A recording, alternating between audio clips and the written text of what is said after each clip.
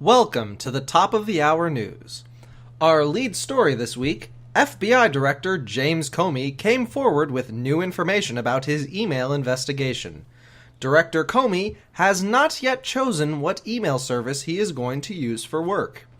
"I am very embarrassed to be using an AOL account for all my work communications," he said at a press conference. "No one uses AOL anymore, and I feel so out of touch every time I have to tell people my email. I've heard nice things about Yahoo and Hotmail. Those are what the kids are into these days."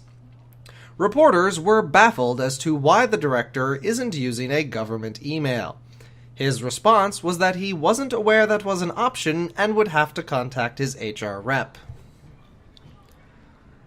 On the campaign trail, Hillary Clinton has lost her voice. Undaunted, she continued her campaign stops by communicating with gestures, facial expressions, and limited sign language. "She actually came off way more likable," said an Iowan mother.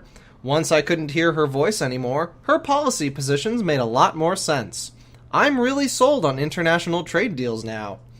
Polling indicates that her display of hitherto unknown sign language skills has raised Hillary's numbers with deaf Americans by 15 points.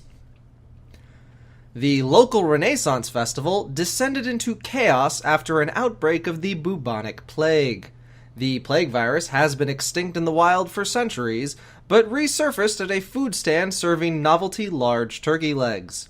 Investigators found that the virus was released by an overzealous Renaissance performer looking to give the patrons that authentic 13th century experience. 72 visitors had to be rushed to the hospital and placed under quarantine. One sufferer was reached for comment. "This isn't really the way I pictured my weekend going." The man then coughed some viscous black liquid into a handkerchief, and the interview was cut short by a rush of nurses in hazard suits.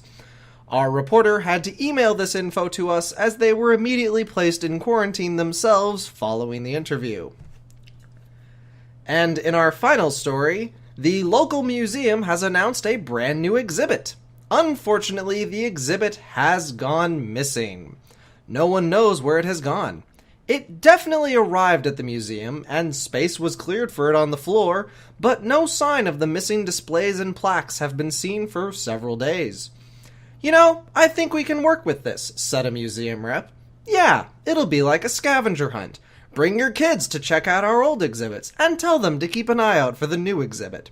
First person to find it gets a complimentary snow globe." The museum rep would not give us a hint as to what the new exhibit was, saying she didn't want to spoil the surprise. This has been Top of the Hour News.